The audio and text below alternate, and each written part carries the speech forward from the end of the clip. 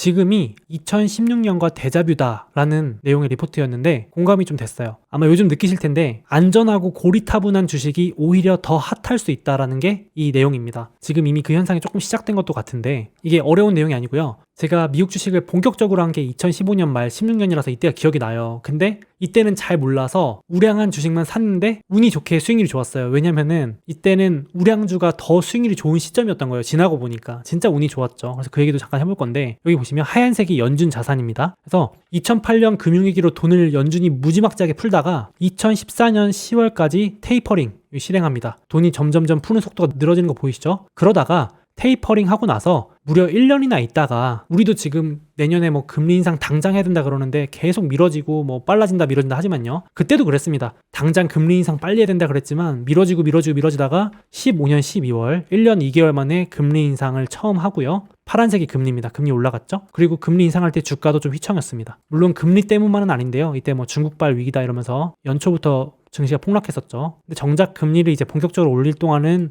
주가가 이제 익숙해져가지고 같이 올랐는데 그러다가 연준이 돈을 본격적으로 거두니까 그리고 금리는 2.5까지 1년에 막 3번씩 올리니까 못 견디고 나스닥이 폭락을 했었죠. 이때가 제 주식 투자 인생하면 제일 무서웠던 시기 2018년 12월 이때가 제일 무서웠습니다. 제 인생에서 제 전 재산이 들어있었는데 그냥 제 재산이 없어지는 줄 알았어요. 제 인생이 그냥 끝나는 줄 알았습니다. 이때 진짜 무서웠어요. 아무것도 할 수 없었어요. 이때 진짜 처음 겪어보는 이 엄청난 폭락장이었고 그러고 나서 이제 2018년 지나고 코로나를 맞으면서 금리가 내려가고 연준이 돈 풀기를 하면서 지금도 똑같습니다. 이제 돈 풀기 하다가 테이퍼링을 이제 발표했죠. 2021년 11월. 그리고 내년도에 금리 인상 상반기에 하냐, 하반기에 하냐, 2번 하냐, 3번 하냐 이런 걸로 이제 계속 나올 겁니다. 이 이슈는 그냥 이거는 디폴트 값, 기본 값으로 여러분들이 뉴스 틀면 맨날 나올 거예요. 맞죠? 근데 진리도 들으실 겁니다. 이제 금리 인상하는 동안은 몇 번 올린다 뭐 이러면서 그러니까 이게 지금 2016년하고 똑같다. 그러면 어떤 주식으로 돈이 몰리겠느냐 이 얘기를 이제 리포트에서 해주신 겁니다. 반복이라면 결국은 언론에서나 뭐 기관들에서는 가치주 얘기를 많이 할 텐데 이 리포트에서는 가치주 투자하는 게 너무 어렵다거나 재미가 없으면 차라리 요 퀄리티 주식이라는 걸 투자해봐라 이거예요. 그래서 오늘 요 얘기를 좀 해볼게요. 실제로 2016년에 제가 투자할 때도요. 제가 진짜 운이 좋았던 게 이때 제가 배당주에 심취했을 때였어요. 왜냐면 초보니까 초보자일수록 안전하고 우량하고 물리면 배당받을 수 있는 배당주. 근데 그게 그 당시에 엑소모빌, 에너지 1등, JP모건,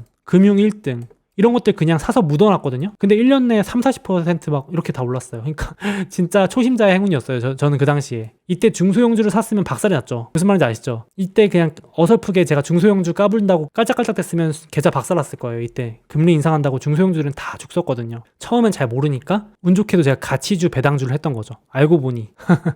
그렇죠. 근데 지금 반복이라면 그런 주식들이 다시 좋을 확률이 높다. 전 적극 동의합니다. 그래서 제가 요즘 우량주 얘기 위주로 하는 게 더더욱. 소목님 근데 가치주가 도대체 뭐예요? 하시는 분들에서 보여드리면 쉽게 말해서 배당주입니다. 배당주. 되게 재미없어 보이는 주식. 근데 그 재미없는 주식이 그 핫한 주식보다 수익률이 좋을 수 있다라는 게 이 얘기입니다. 2016년과 데자뷰라면 가치주 ETF 보시면 되게 재미없어 보이는 버크셔 해서웨이, 금융주, JP모건, 뱅크 오브 아메리카 다 배당주입니다. 여기 배당률도 들어있죠? 배당률도 들어있고 화이자. 디즈니도 원래 배당주였습니다. 디즈니도 코로나 오기 전에 가치주라고도 불렸어요. 애플도 심지어 한때는 성장주가 아니라 가치주라고 불렸습니다. 애플도. 그리고 엑소모빌, 에너지 1등, 존슨앤존슨 헬스케어 1등, 시스코, 통신장비 1등, 쉐브론, 에너지, 유나이티드 헬스케어, 민간보험 1등 이런 애들이 지금 가치주 ETF에 대표적으로 들어있는 애들입니다. 우량 배당주. 근데 얘네들 올해 수익률도 나쁘지 않아요. 디즈니 빼고는. 디즈니는 오게티가 돼버렸죠. 네, 그래서 이 리포트도 그렇고 지금 2016년과 데자뷰 이제 긴축의 시대가 돌아오면 실제 금리 인상을 하든 안 하든 간에 계속 우리가 뉴스에서 금리 인상 하면 사람들이 이제 스트레스 받아서 여기로 더 몰릴 것이다 이런 얘기고 다음으로 퀄리티가 뭐냐 말씀드리면 우리가 좋아하는 주식들이 많아요. 그래서 저랑 만약에 성격이 비슷하다고 하시면 퀄리티 주식도 괜찮은 것 같아요. 퀄리티 보이시나요? 애플, 마소, 비자, P&G, 마스터카드, 어도비 공교롭게도 제가 좋아하는 주식들이 많이 들어있어요. 여기는. 그래서 저는 가치주도 좋은데 약간 성장성도 겸비해서 이렇게 좀 장투 좋아하시는 분들은 퀄리티도 괜찮아요. 화이자, 시스코 겹치는 주식도 있고요. 에보트, 헬스케어 장비, 진단 키트로도 유명한 에보트 그리고 자동차 반도체도 만들고 여러 가지 반도체 만드는 텍사스 인스트루먼트, 이런 애들도 배당도 조금씩이지만 줍니다. 어도비는 배당을 안 줍니다. 그렇게 되는 상황이고, 이런 주식들을 퀄리티 주식이라고 합니다. 뭐냐면 영업이익률이 높고 부채가 낮다. 이런 애들이 2016년에도 많이 올랐습니다. 실제로 기억이 납니다. 우량한데 희한하게 많이 올랐어요. 사람들은 지금 우리가 느끼는 감정 있잖아요. 아, 애플이 올라봤자 얼마나 오르겠어. 저도 그때도 그랬어요. 2016년에도 애플하고 마소가 얼마나 오르면 오르겠어? 이랬거든요. 많이 올랐어요. 그때도 그랬습니다. 똑같아요. 예. 그래서 여기 나와있지만 돈은 많이 남기면서 대출은 덜 받은 게 퀄리티 주식입니다. 방금 보여드린 거. 그런 기업들이 2022년 더 주목받을 가능성이 높다. 만약에 2016년과 대자뷰라면 지금 상황이 매우 비슷합니다. 그래서 실제로도 이 자료를 보여드리면 영업이익률, 마진이 낮아질수록 퀄리티로 몰리고, 마진이 낮아질수록 퀄리티로 몰리고, 마진이 지금도 낮아지면 퀄리티로 몰릴 것 같다라는 게 이 레포트의 요지입니다. 그래서 더 우리가 쉽게 생각해서 더 우량주로 몰릴 것이다, 이렇게 생각하시면 될 것 같아요. 중소형주들이 더 핫하다 그래서 샀는데 핫하지 않은 경우가 나올 수 있다. 실제로 이미 이런 현상이 벌어지고 있죠. 10월 조정 때 분명히 이때까지만 해도 초록색이 시가총액 상위 10등 주식만 모아놓은 겁니다. 10등 주식과 노란색이 S&P 500인데요. S&P 500 주식과 나머지 490개 주식이 그때까지는 비슷했는데 10월 헝다 조정 이후로 이때부터 차이가 벌어지기 시작했습니다. 10등 주식들이 더 갑니다. 이제 오미크론이고 금리 인상이고 얘기가 나와도 10등 주식들은 끄떡이 없는데 나머지 490개나 중소형주들은 회복을 잘 못하는 지금 양극화 장세가 또 시작이 됐습니다. 이렇게. 그래서 이 리포트에서도 이 현상이 지속될 수 있다. 그래서 보시면 이상하게 요즘 많이 오른다 이런 주식들 공통점을 보시면 애플 요즘 잘 나간다 그러는데 여기 보시면 마진이 많이 남는 겁니다. 아이러니하게도 퀄리티 기업들 많이 남겨먹는다. 이렇게 인건비 원자재가 비싼데도 마진이 높다. 영업이익률이 30%. 마소 영업이익률 42%. 마소는 내년에 제품 가격 더 올리면 더 올라가겠죠. 비자, 물론 요즘 조정은 받고 있지만 비자도 뭐 워낙 원가가 낮은 기업이니까 마진율이 68%, 내년에 더 올라가고, P&G 요즘 인플레이션 우려를 받고 있지만 워낙 높고, 마스터카드 50% 영업이익률, 어도비도 그래서 요즘 조정 받아도 금방 막 올라가는 것 같아요. 괜히 이렇게 센 게 아닌 것 같습니다. 애플, 마소, 어도비 영업이익률이 내년에 더 올라갑니다. 화이자도 많이 남겨먹네요. 백신 부스터샷 덕분도 있는 것 같기도 하고, 시스코, 요즘 시스코가 많이 레이더망에 들어온 것 같습니다. 그리고 시스코도 5G 통신 장비도 있고 영업이익률도 많이 남겨먹고요. 에버트 레보레토리 영업이익률 높아지고, 반도체 기업 텍사스 인스트루먼트도 높아지고. 그래서 여기 없어도 여러분이 들고 계신 주식 중에 영업이익률 마진 많이 넘겨먹고 부채 낮은 기업들이 돈이 더 몰릴 가능성이 높습니다. 가는 놈이 더 가는 그런 장세가 또 이쪽으로 갈 수 있습니다. 그래서 제가 의도적으로 보여드린 이유가 사이클이 계속 바뀌거든요. 이게 스트레스 안 받는 포트폴리오 꾸리는 방법으로 제 스타일인데 이게 돌고 돌더라고요. 보세요. 2020년 위기 이후에 돈 풀 때는 묻지마 상승장에서는 유망주가 이깁니다. 다 올라요. 아무거나. 막 혁신이라 그러면 다 올라요. 막 그냥 혁신에 혁만 들어가도 오르는 장세고, 이게 2021년 정도 되면은 조금 거기서 옥석이 갈려지면서 고속성장주,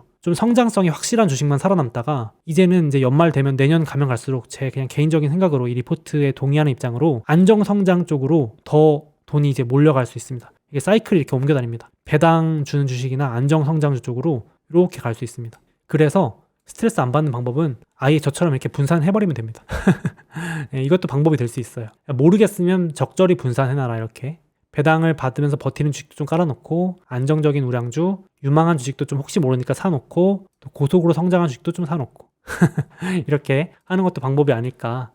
정확히 판단을 하기 어렵다면. 그래서 이 퀄리티 주식들 한번 제가 봤을 때 내년에 승자가 될 가능성이 매우 높다고 보여지거든요. 금리 인상 이슈는 절대 안 사라집니다. 내년 내내 나올 건데 그거 스트레스 견디시기 힘들 거예요. 분명히. 그런 사람들이 다 안전한 주식이면서 우량한 주식으로 몰려갈 확률이 매우 높다고 보여집니다. 그래서 여기 참고하시면 좋을 것 같습니다. 이 비중은 여러분들 스타일에 맞게 조절하시면 됩니다. 저도 처음에 할 때는 배당주가 거의 60-70%에 달했습니다. 요 부분이 한 90%에 달했었는데 좀 공부를 하다 보니까 이제 이쪽도 늘리고 한 겁니다. 그래서 점점 비중은 바꿔가시면 될 것 같아요. 스타일에 맞게. 처음에 저도 채권, 금 이런 거 다 해봤거든요. 저는 이제 성격이 그냥 주식을 투자하는 게 좋더라고요. 제가 말씀드리고 싶은 게 싸다고 잘못 사면 싸다고 맞을 수 있습니다. 이게 무슨 말인지 아시죠? 그러니까 야 이거 왜 이렇게 많이 빠졌어 했다가 잘못해서 주우면 그 주식한테 싸다고 맞을 수 있습니다. 중소형주 같은 거 잘못 사면은 조심하셔야 됩니다. 우량주 위주로. 주식도 좋은 주식으로 하이 퀄리티라는 게 그런 거잖아요. 되게 좋아서 비싸서 항상 좀 비싸 보이는 주식인데 그런 애들이 더 오르는 그런 장세가 될 수 있습니다. 그쵸? 부동산도 제가 부동산 잘 모르지만 지금 사람들 마음이 다주택자분들 제가 물어보면 우량한 부동산 남기고 덜 우량한 부동산 던지려고 그러더라고요. 덜 우량한 부동산은 상대적으로 싸게 내려오고 더 좋은 부동산으로 몰리잖아요. 지금 사람들 마음이.